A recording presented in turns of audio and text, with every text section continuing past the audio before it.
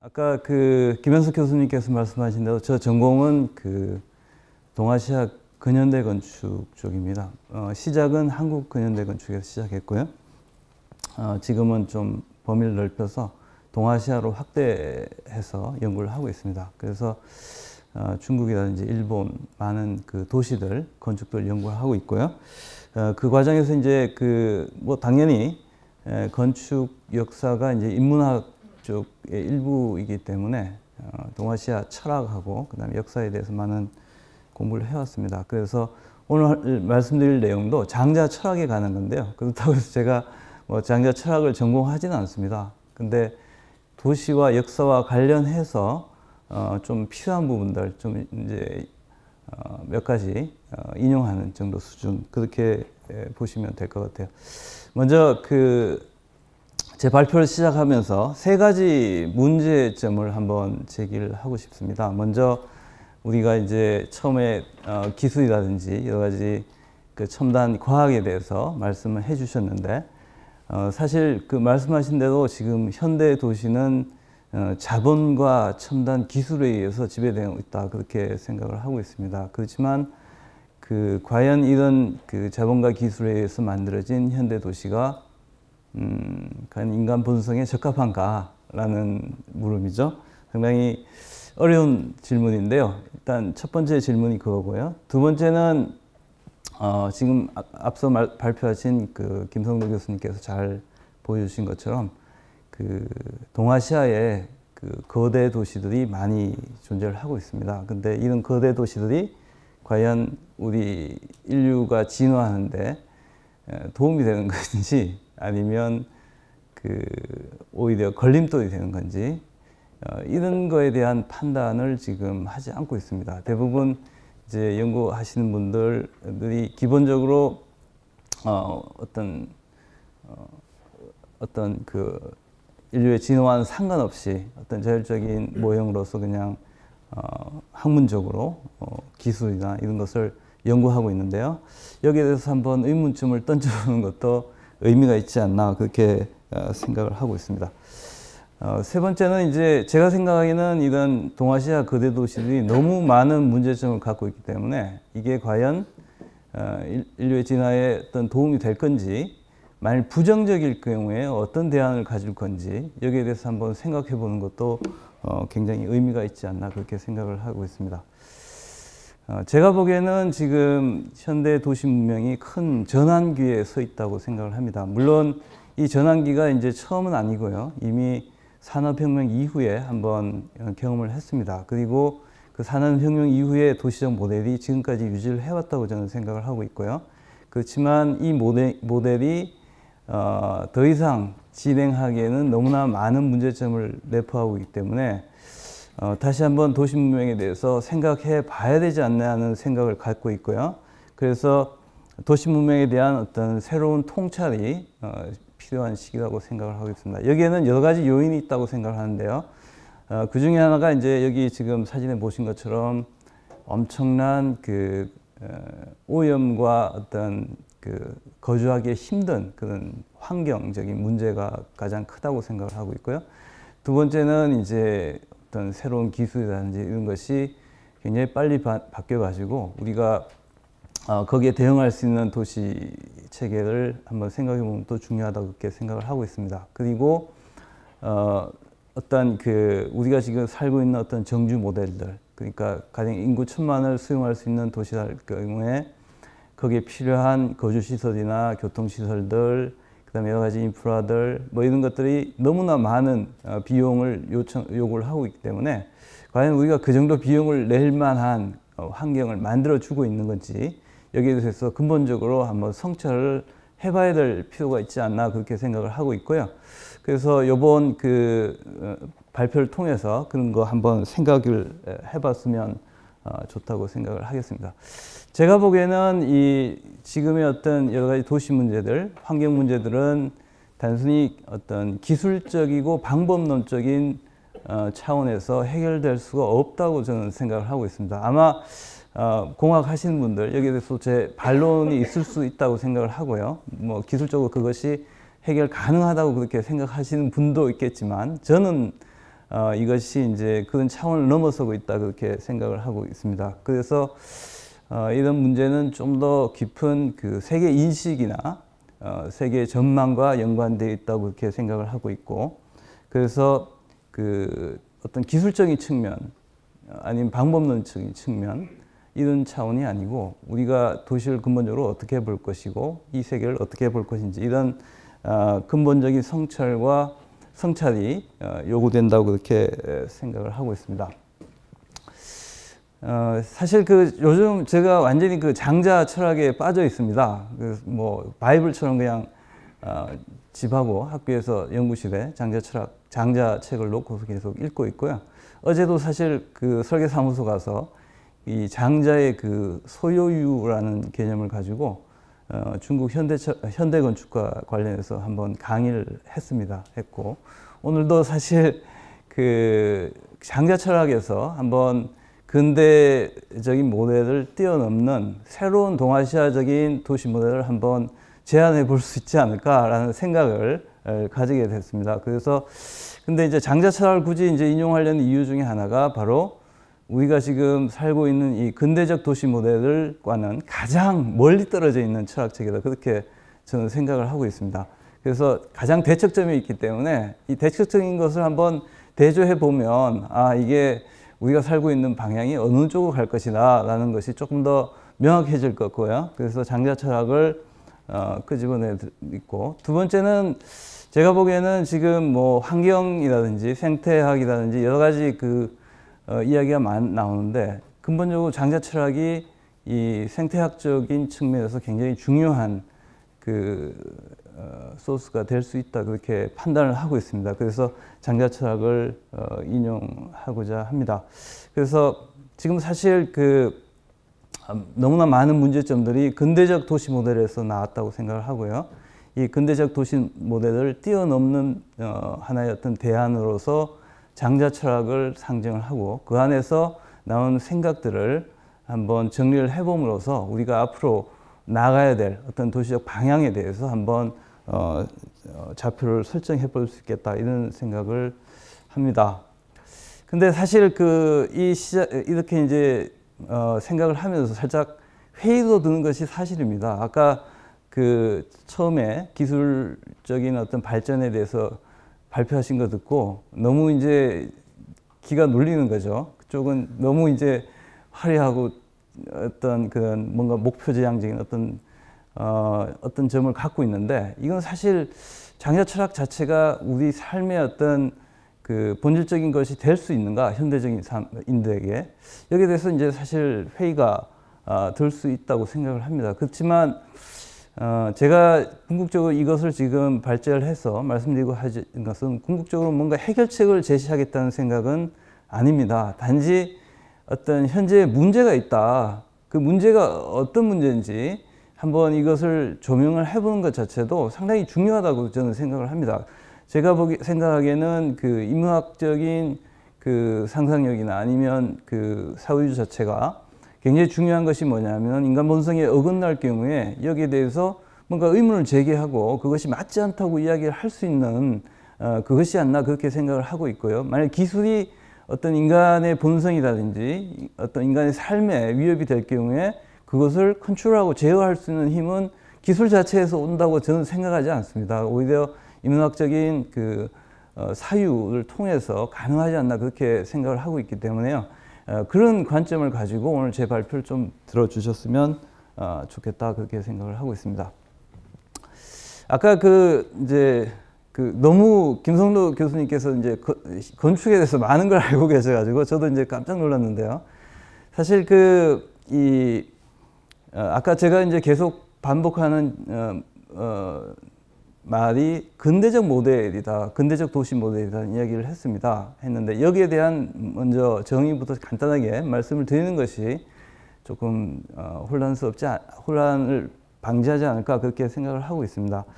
저는 근본적으로 이 근대적 모델이라는 것이 주체에 의해서 이상성이 표상되고 그 이상적 세계가 외부로 투시되어 만들어진 거다 그렇게 정의를 하고 싶습니다. 여기 보시는 것이 이제 유명한 르꼴비제의 빌라 부화쟁인데요. 파리에 있는 그 한 지역을 지금 완전히 밀어내고 새로운 고층 아파트로 짓겠다는 생각을 표현을 하고 있습니다. 상당히 그 발표 당시 1925년으로 그렇게 기억하는데요. 발표 당시에는 그 새로운 도시적 이상을 표현한 것이다. 그렇게 평가를 받고 있고, 그래서 이제 이 모델이 사실은 그 지구적인 차원으로 확장되면서 소위 우리가 이야기하는 근대 도시가 만들어졌다, 그렇게 생각을 하고 있습니다. 그래서 어떤 그 근대적 모델이라는 것은 어떤 주체가 존재를 하고 있고, 또 그 주체가 상승하는 어떤 이상성을 가지고 있다고 생각을 합니다. 그리고 그 이상성이 표상이 돼야 되고요. 그 표상된 세계가 다시 현실 속에서 만들어진 그 일련의 과정이 하나의 근대적 도시 모델이다, 그렇게 정의를 할 수 있다 생각을 합니다.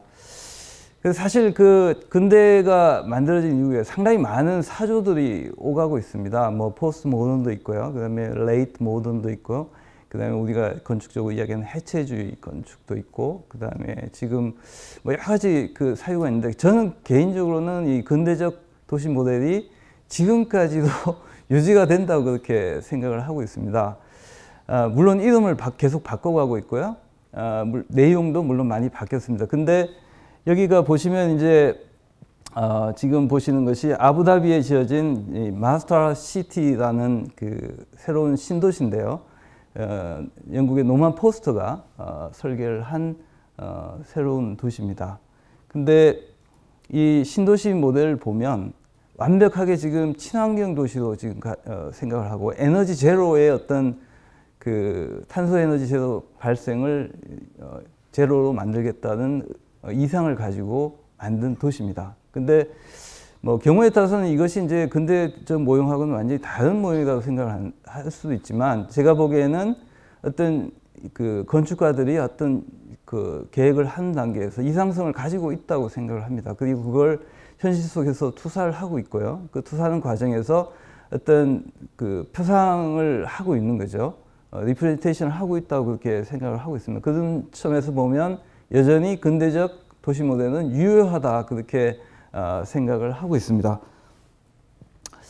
그렇지만 이제 지금 이제 건설된 지 한 10년이 지났는데요.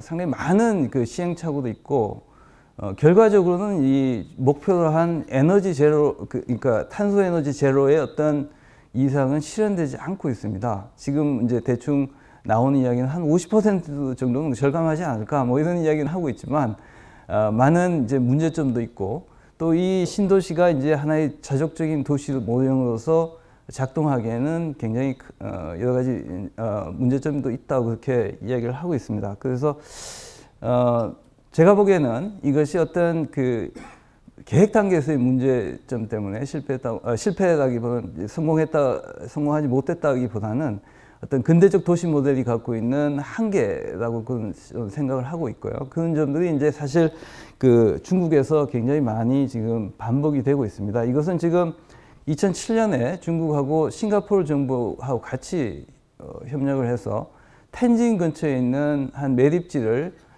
신도시로 바꾸는 프로젝트입니다. 그러니까 텐진 에코시티라고 이름 붙은 새로운 신도시인데요. 여기서 이제 건축가가 의도했던 것은 마찬가지입니다. 어떻게 하면 탄소 배출량을 줄이고 지속 가능한 어떤 도시를 만들 건지에 대해서 많은 고민을 했습니다. 그렇지만 지금 물론 이제 도시라는 것은 시간이 지나봐야지만 사실 뭐 강남이 지금 저렇게 바뀔 줄 누가 알겠어요? 지나봐야지만 알겠지만, 지금 현재로서는 이제 신문 기사에 나는 것은 뭐 또 하나의 고스트 타운이 만들어진 것이 아닌가, 뭐 이런 비관적인 것도 나오고 있습니다. 그래서 사실 그 중국, 이제 저는 중국 근현대 건축 연구하면서 중국 도시들 많이 지금 방문하고 있는데요. 중국 좋은 데 가면 굉장히 좋습니다. 근데 이렇게 가려진 곳 가면 지금 저는 고스트 타운이라 그래서 뒷담한 도시들이 굉장히 많이 있습니다. 버린 그 도시들이죠. 뭐 또 하나의 어떤 고스트 타운이 되는 것이 아닌가, 뭐 이런 뭐 다소 비관적인 전망이 나오기도 하고 있습니다. 그래서 지금 대략 그 중국에는 약 한 200개 이상의 에코시티들이 지어지고 있습니다. 요건 지금 그 KPF에서 설계한 허난 지방의 한 신도시인데요. 여기서도 마찬가지로 주제는 에코시티입니다. 에코시티인데 과연 우리가 이상적으로 생각하는 완전히 어떤 에너지 자립적인, 그러니까 탄소가 나오지 않는 그런 완벽한 환경 도시가, 친환경 도시가 가능한 건지 상당히 많은 의문을 드는데요. 제가 생각에는 지금 이제 생태란 말, 에콜로지란 말 자체, 그다음에 에코 프렌들리한 그 시티 자체가 하나의 어떤 브랜드처럼 사용되는 것은 아닌가라고 생각을 하고 있습니다. 그래서 이런 상태의 어떤 태도를 가지고는 지금 저희 직면하고 있는 도시 문제가 해결될 수 없다, 그렇게 판단을 하고 있습니다. 또 한 가지가 이제 사실은 이제 첨단 기술과 도시와의 어떤 딜레마라고 생각을 하는데요.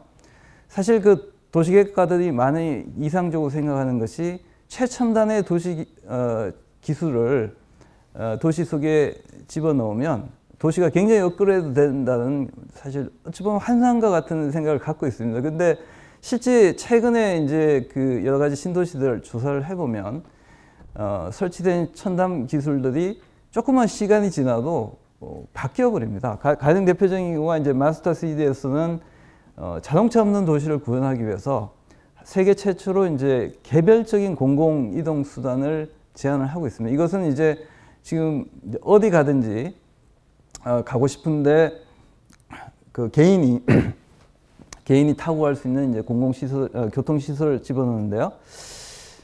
이게 지금 그다지 그 활용도가 높지 않은 이유가 이제 전기차 기술이라든지 자동차 기술 자체가 더 빠른 속도로 진화하다 보니까 초기에 이제 한 10년 전에 만들었던 이상적인 어떤 교통 모델이 더 이상 이제 쓸모없이 된다는 거죠. 근데 도시라는 것은 사실 한번 기술을 집어넣으면 바꾸기가 굉장히 힘듭니다. 엄청난 비용이 들고 또 그걸 바꾸려면 많은 사람들이 지금 불편하기 때문에 과연 이 첨단 기술이라는 것이 도시의 그 효율적인 건가? 여기에 대해서도 한번 그 의문이 좀 들고요. 그래서 사실 가까운 예로서 이제 송도 신도시가 있는데요. 송도 신도시가 이제 2009년부터 유비쿼터스 시범 도시로 그렇게 선정이 돼 가지고 다양한 어떤 그 센서나 이런 그걸 만들어서 뭐 교통시설, 방제시설, 뭐 공공시설 이런 것을 통합하는 하나의 어떤 도시 시스템을 구축을 하고 있습니다. 근데 사실은 이 당시에 그 설계를 할 때부터 이 스마트폰 기술이 이렇게 발전할지를 예상을 아무도 못했어요. 물론 이제 어떤 분야에서는 했겠지만 이처럼 대중화될지는 생각을 못했다는 거죠. 그 경우에 이제 이런 그 기술의 발전이라는 것이 그 어떤 예상할 수 없는 속도로 예상할 수 없는 분야에서 이루어졌을 때 과연 그것이 도시 속에서 어떻게 수용되는지, 이게 이제 사실은 굉장히 근본적인 딜레마를 낳게 된다고 생각을 합니다. 도시를 계획하고 설계하는 입장에서요. 네, 뭐 이 정도 말씀드리고 장자에 대해서 좀 말씀을 좀 드리겠습니다. 뭐 제가 철학 전공을 하지 않기 때문에 제가 깊이 있게는 말씀 못 드리겠는데요. 이분이 이제 그 전국 시대에 나타난 철학자다, 그렇게 보시면 되겠고요. 다른 그 유가나 아니면 그 중국의 고전들 보다가 장자책을 보면 굉장히 재밌습니다. 비유라든지 우언이라든지 뭐 이런 것들이 굉장히 기발하고 독창적이기 때문에 상당히 그 장자책을 볼 때마다 신미적이다, 시적이다 이런 생각을 많이 갖습니다. 그래서 건축적으로도 상당히 그 좋은 텍스트가 아닐까 그렇게 생각을 하고 있고, 실제로 중국 문화에 굉장히 깊은 영향을 미쳤다고 생각을 합니다. 자, 우리가 근대화 생각할 때 가장 지금 대척점에 있다고 말씀을 드렸는데요. 그 중에 하나가 이제 자연을 바라보는 시각이라고 그렇게 생각을 합니다.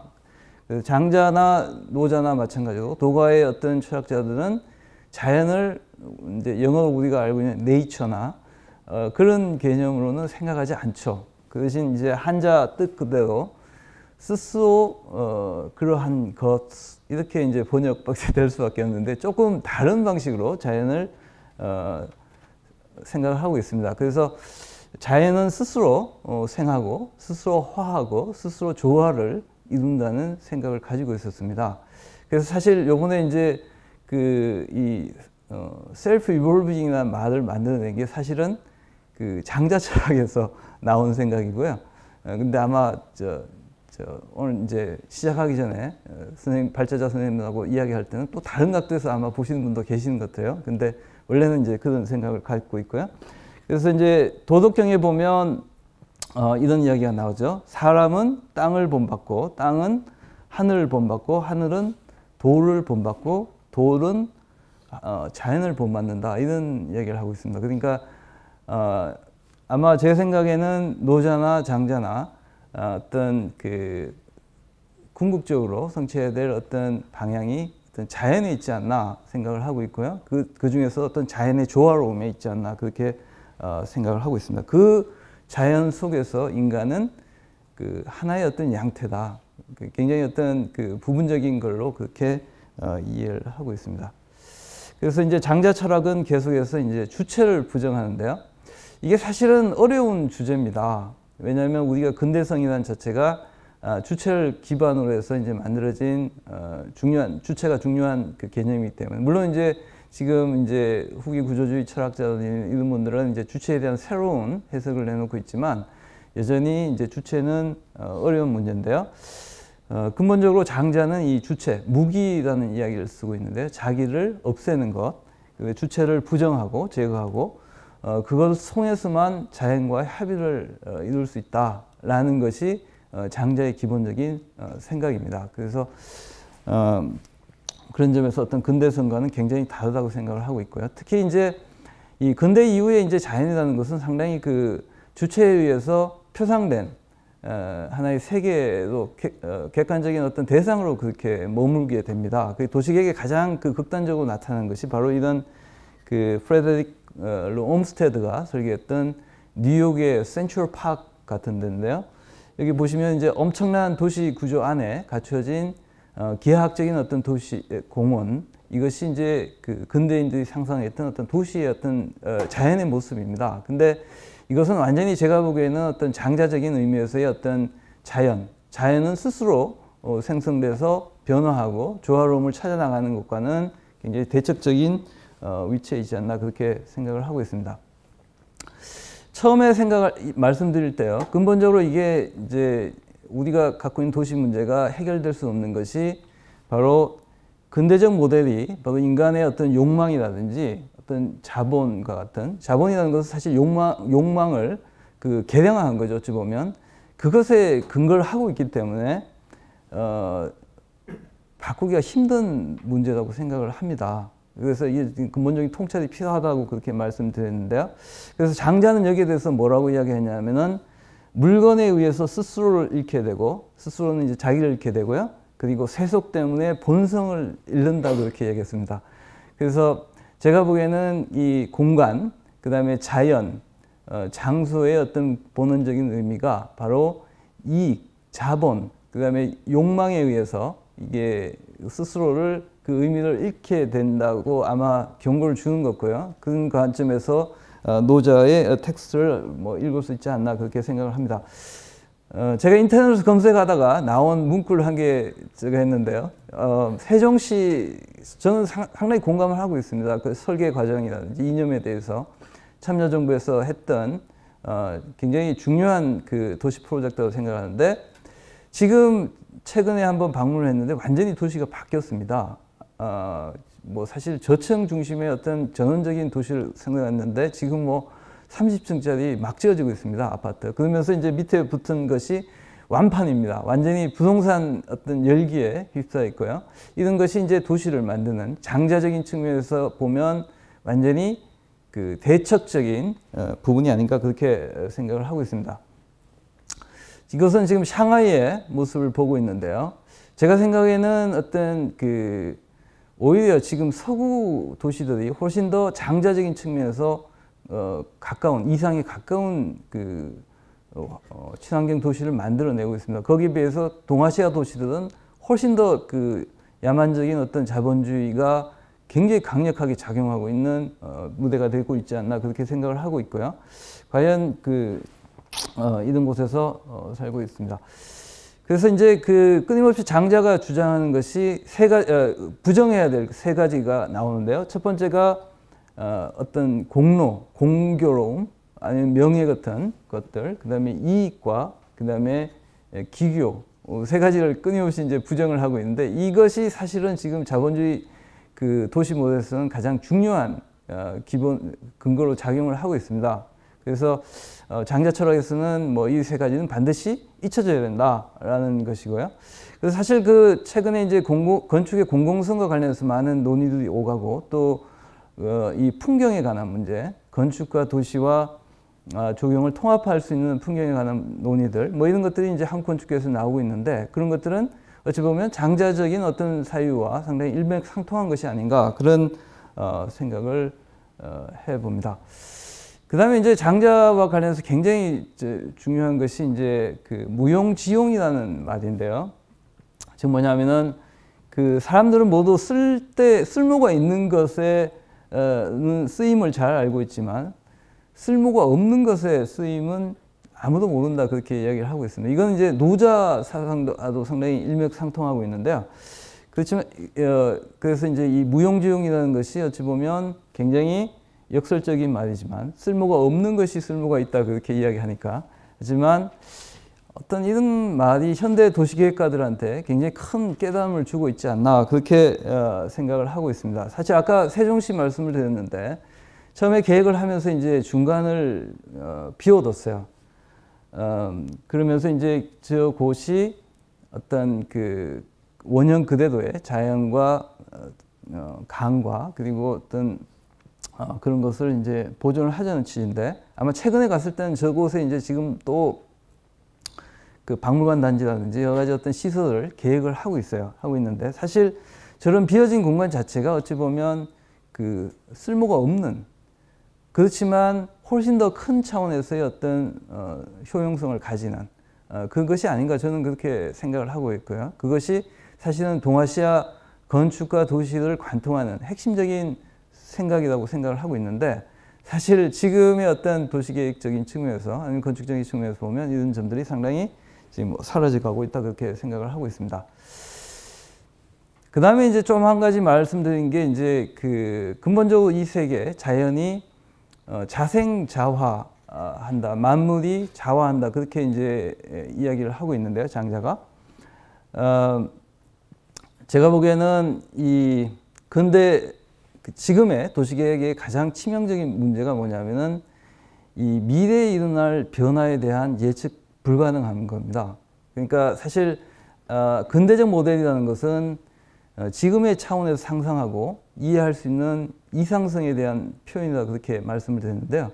사실 도시라는 것은 워낙 많은 주체들이 개입되기 때문에 너무나 많은 변수가 있고, 너무나 많은 그 예측할 수 없는 요소들이 많기 때문에 건축가들, 도시계획가들이 다 예상을 못합니다. 그렇다면 과연 어떤 이런 변화를 지금 현재의 어떤 계획 속에 담을 수 있을까? 이게 사실은 그 현대 도시계획가들이 갖고 있는 가장 어려운 문제고요, 중요한 문제라고 그렇게 하는데요. 장자는 그와 관련해서 굉장히 중요한 시사점을 던져주고 있다고 생각을 합니다.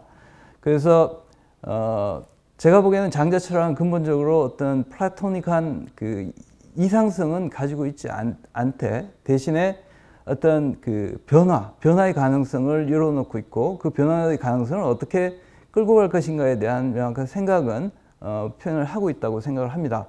그래서 제가 이제 굉장히 좋아하는 말인데요. 그 장자는 사물의 변화를 따르되 그 근본을 지키자고 그렇게 이야기를 하고 있습니다. 저는 굉장히 이 말이 중요하다고 생각을 하는데요.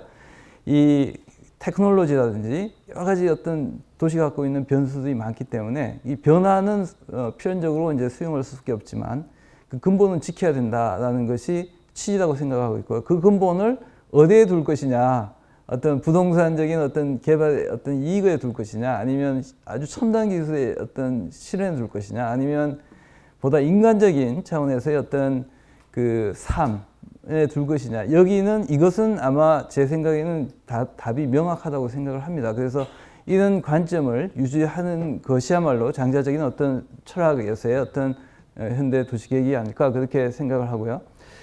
마지막으로 이제 그 도에 대해서 이야기하면서 이런 이야기를 합니다. 고요하고 한결같아 변하지 않으며 담담히 무위하고 움직이면 자연의 운행을 따른다.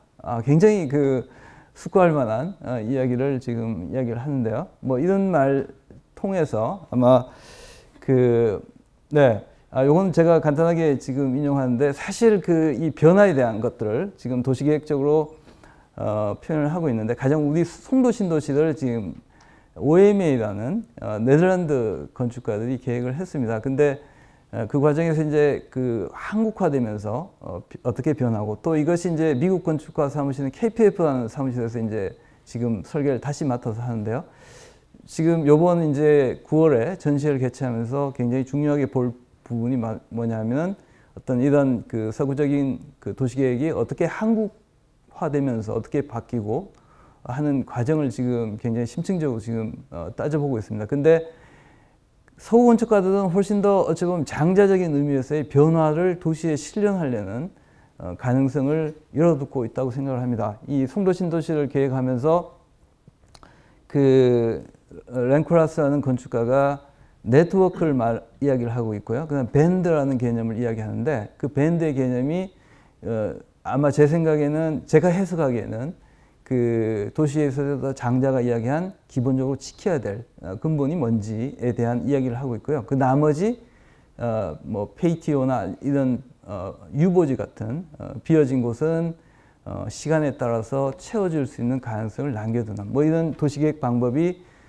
실제로 서구에서 적용이 되고 있는데 사실 이게 한국 도시 설계사무 구체적으로 구체화되는 단계에서 그런 변수들이 다 없어져 버리는 거죠. 그래서 우리는 아직까지 여전히 어떤 개발 시대의 어떤 도시 그것이 만들어주는 어떤 여러 가지 어떤 관행들 여기에 익숙해져 있고 오히려 그 서구의 어떤 도시계획가들은 훨씬 더 어떤 장자적인 사유를 그 사람 모르겠어요. 그분들이 알고 있는지 모르겠는데 하고 있다는 그런 생각도 하게 됐습니다. 그래서 마지막으로 이제 제언을 말씀드리면 사실 그 처음에 서두에 말씀드린 것처럼 이 장자적 모델은 근대적인 어떤 도시 모델과는 완전히 대척점에 있다고 그렇게 생각을 합니다. 그렇지만 우리의 어떤 삶과 방식이 근대화라는 것을 겪고 난 이후에는 완전히 이제 과거처럼 돌아가는 것은 제가 생각하면 불가능하다고 생각합니다. 단지 장자가 여러 가지 전해주는 것들을 조금 더 우리 삶과 도시에 활용하면 어떤가 그런 생각이 들고요. 그래서 이제 사실 도시계획과 정책을 지금 수립하는 데 있어서 조금 더 이 자연이 갖고 있는 복원력을 이렇게 좀 신뢰하는 방향으로 도시 우리 사실은 이제 뭐 서울 미래 도시 기본 계획이라든지 아니면 다양한 어떤 용역을 통해서 도시 정책들이 수립되는데요. 그 원칙을 조금 이렇게 장자적인 철학을 좀 적용해 보면 어떤가라는 생각을 하고 있고요. 그래서 제가 보기에는 첨단 기술이 해결책은 되지 않다고 저는 생각을 합니다. 단지 문제를 해결하는 데 있어서의 어떤 수단으로 활용을 할 수 있고 그 대신 어떤 자연에 대한 복원력 이것을 신뢰하고 그것에 초점을 맞춰서 도시정책이 이루어지면 좋겠다는 것이 제 기본적인 생각이고 오늘 발표의 요점이라 그렇게 생각을 합니다. 감사합니다.